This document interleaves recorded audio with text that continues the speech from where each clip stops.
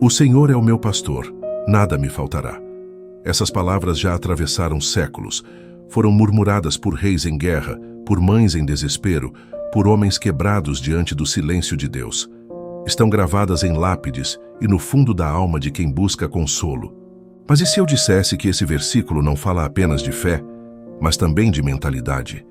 De um código invisível que, quando compreendido, transforma a maneira como você se relaciona com o dinheiro, com a escassez e com o sucesso? Napoleon Hill, autor do clássico Think and Grow Rich, Quem Pensa Enriquece, dedicou décadas a estudar a mente dos homens mais prósperos do mundo. E depois de entrevistar mais de 500 milionários, ele percebeu algo surpreendente. Todos eles acreditavam que o sucesso começava na mente e que a fé era uma força prática, não apenas espiritual. E o Salmo 23 já sabia disso. O Senhor é o meu pastor. Essa frase não é uma metáfora poética, é uma afirmação de identidade. O salmista declara quem está no controle, quem guia seus passos, quem provê. E logo em seguida, nada me faltará. Note, ele não diz, espero que nada falte, ou talvez eu tenha o suficiente. Ele afirma com certeza emocional que nada faltará. Isso é fé viva. Hill chamava esse estado de convicção absoluta. Ele dizia, tudo aquilo que a mente humana pode conceber e acreditar, ela pode conquistar. Mas ressaltava, não basta conceber. É preciso acreditar com emoção e constância, até que essa crença se torne dominante na mente subconsciente. Agora pense, quantas vezes você repetiu o Salmo 23 sem verdadeiramente acreditar que nada lhe faltaria? Muita gente repete palavras de poder, mas vive dominada pela escassez. Tem fé no domingo, mas medo na segunda. Sonha alto, mas age pequeno. E o que Hill descobriu, e a Bíblia já ensinava, é que a mente precisa estar convencida antes que a realidade obedeça. Esse é o primeiro pilar da transformação. Fé como força criadora. Hill dizia que a fé é o único antídoto contra o fracasso, porque transforma dúvida em ação, medo em movimento, escassez em abundância.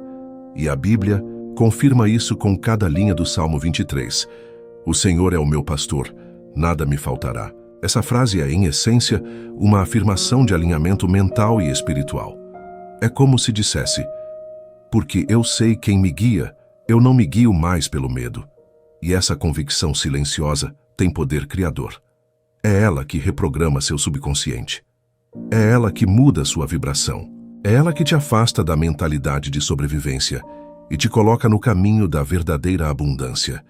Mas por que então tantos continuam vivendo presos na falta? Porque entre repetir um salmo e viver o salmo existe um abismo. Muita gente quer mudança sem transformação. Quer prosperidade sem reposicionar a mente.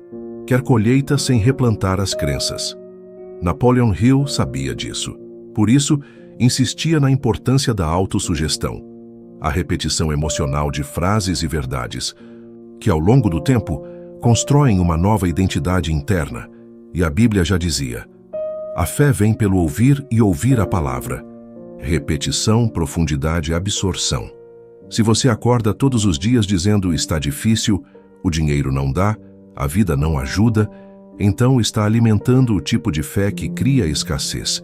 Mas quando você afirma com convicção, nada me faltará. Mesmo que por fora tudo pareça faltar, você envia um comando profundo à sua mente. Eu confio, eu continuo, eu cresço. E é aí que o invisível começa a se mover. Talvez você esteja vivendo agora exatamente o oposto disso. Talvez as contas estejam vencidas, a mente esteja pesada, a fé esteja fraca. Mas se você continuar dizendo, nada me faltará, todos os dias, mesmo com lágrimas nos olhos, algo dentro de você começa a resistir à queda. Esse é o segredo que Hill percebeu. O sucesso pertence a quem age apesar da dúvida. A fé que move é a fé que insiste. E isso está no Salmo 23, linha por linha. O Senhor é o meu pastor, decisão de quem me guia. Nada me faltará. Decisão do que eu creio. Essa sequência muda tudo. Enquanto o mundo corre desesperado, atrás de mais dinheiro, mais status, mais respostas, o salmista nos lembra de algo mais poderoso. A paz de quem já sabe que está sendo cuidado. E cuidado não significa inércia, significa confiança. É a base que permite ação com coragem. É como se o salmo dissesse: você pode trabalhar duro, porque o medo da falta não te controla mais. Você pode sonhar alto, porque você sabe quem sustenta os seus passos. Você pode investir em si mesmo, porque a fonte nunca seca. Essa fé não é passiva, é ativa. É a mesma que moveu reis, profetas, inventores e empreendedores. É a fé que transforma palavras em convicções e convicções em realidade. Por isso, se você chegou até aqui, leia essa frase com o coração. O Senhor é o meu pastor, nada me faltará. Leia outra vez, mas agora como quem decide, como quem planta uma nova semente na mente. E se você sente que esse é o momento de virar a chave, faz o seguinte: comenta aqui embaixo, nada me faltará. Esse comentário é mais que um clique. É o início de uma nova conversa entre você e o seu futuro, porque, como já dizia Napoleon Hill, tudo começa com uma decisão. E como diz o Salmo, nada me faltará. Deitar-me faz em verdes pastos. Guia-me mansamente às águas tranquilas. Se o primeiro verso do Salmo 23 nos ensina que a fé é a base da abundância, esse segundo revela algo ainda mais profundo. A verdadeira prosperidade começa no descanso da alma. Mas não se engane, esse descanso não é preguiça, inércia ou zona de conforto. É clareza, é alinhamento, é a paz interior de quem já sabe para onde está indo e por que está indo. Napoleon Hill, ao estudar os maiores realizadores da sua geração, percebeu algo que poucos valorizavam. Antes de qualquer conquista externa, essas pessoas tinham tranquilidade interior. Sabiam o que queriam, pensavam com nitidez e mantinham a mente livre da ansiedade e da pressa cega. Hill chamava isso de domínio mental, ou harmonia com a inteligência infinita. Uma mente barulhenta não atrai clareza. Uma alma agitada não reconhece oportunidade. E é por isso que muitos vivem ocupados, mas não avançam. Agora veja como o Salmo descreve a ação de Deus. Deitar-me faz em verdes pastos. Não é apenas um cenário bonito, é uma pausa estratégica. É a imagem de alguém que, mesmo cercado de tarefas e pressões, aprende a descansar sem medo de perder. Você já notou como os maiores empreendedores e líderes são, na essência, calmos? Eles não correm, eles andam firmes, eles não falam muito, eles falam com direção. Eles não reagem, eles escolhem como agir.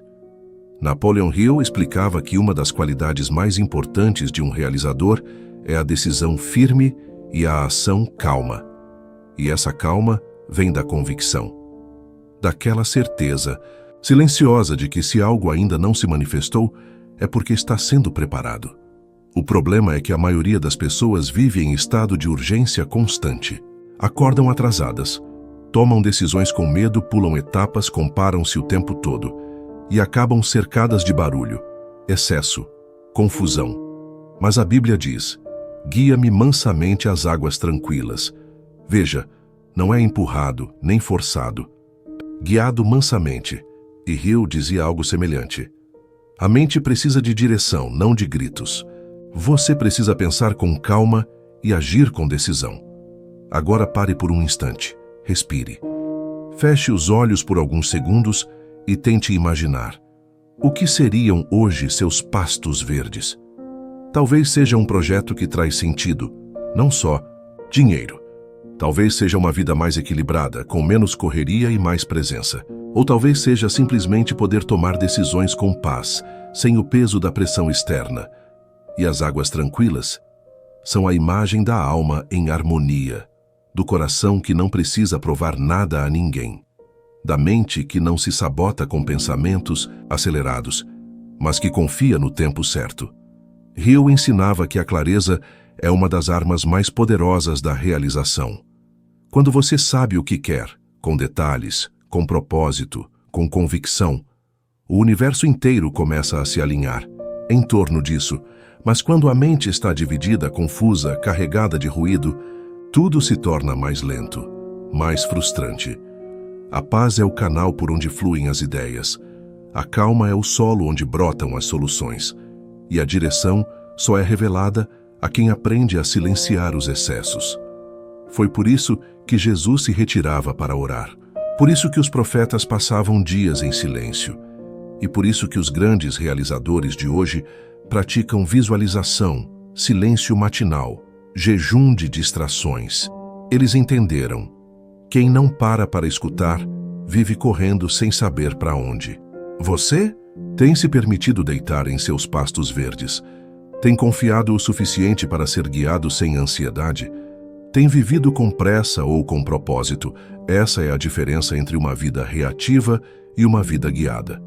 Talvez, sem perceber, você esteja há anos tentando fazer tudo com as próprias mãos e está cansado.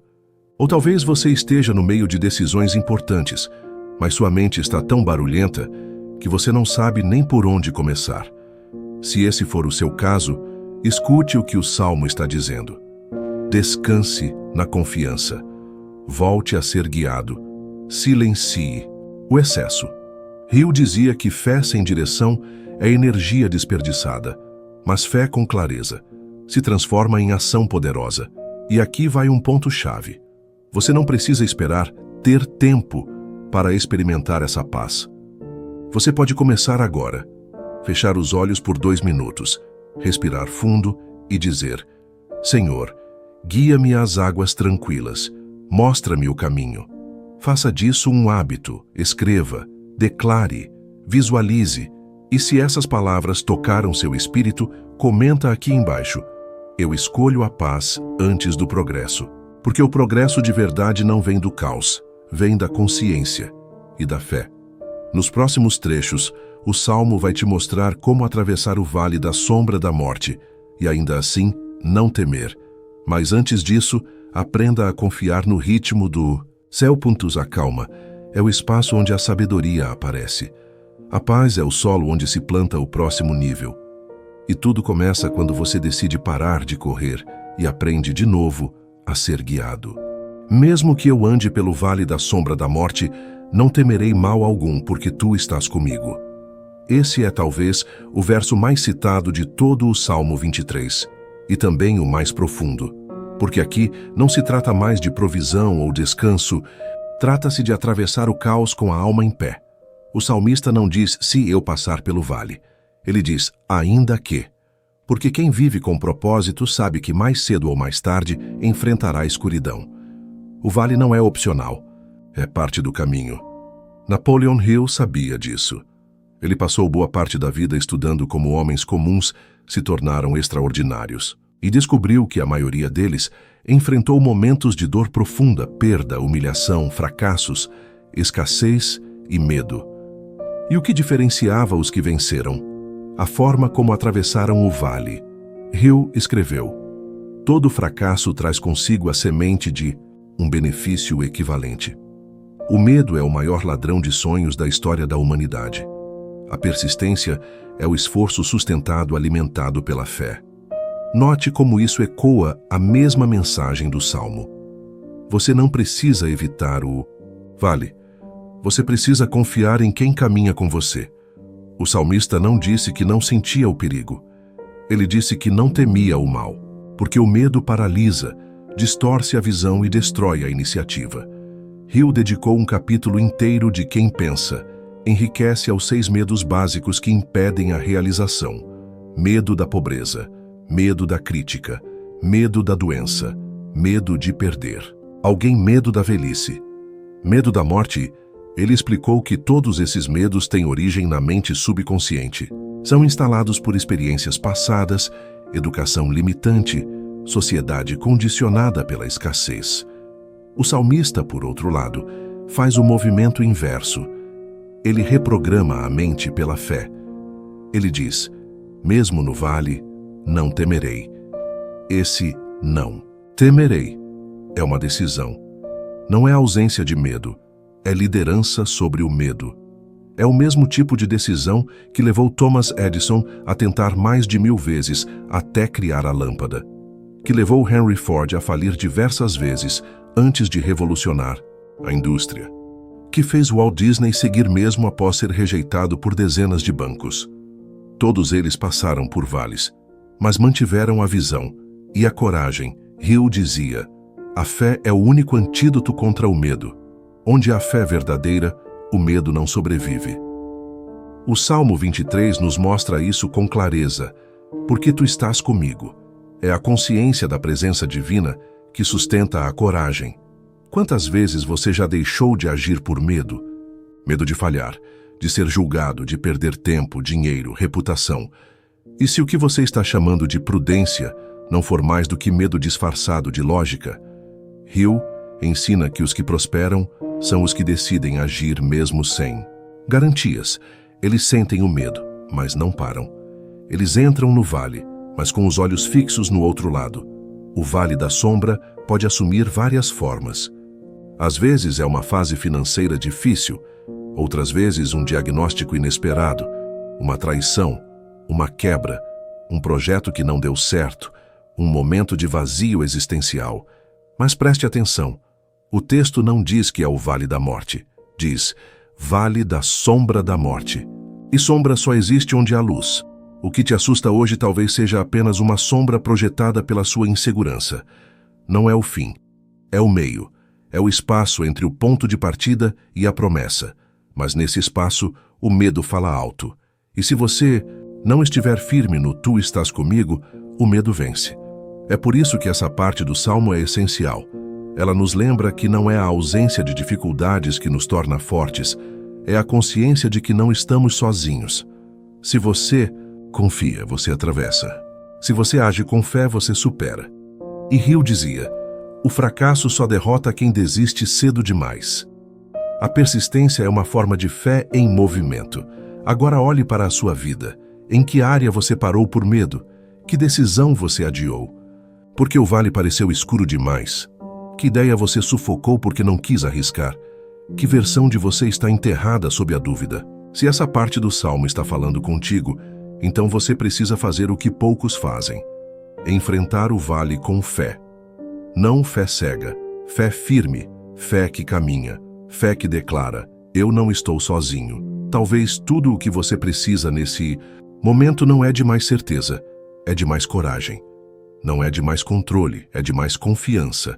E não é de mais provas, é de mais presença. Porque, como diz o texto, tu estás comigo. E isso basta. Se esse trecho tocou do seu espírito, deixa aqui nos comentários. Mesmo no vale, eu sigo em frente. Esse é o tipo de declaração que sela a fé, que transforma o medo em combustível e que abre caminho para o que vem depois. Porque a travessia pode ser dura, mas a promessa continua intacta. Comenta aí. Mesmo no vale, eu sigo em frente. Esse é o pacto da coragem e a prova de que você não foi criado para parar no meio do caminho.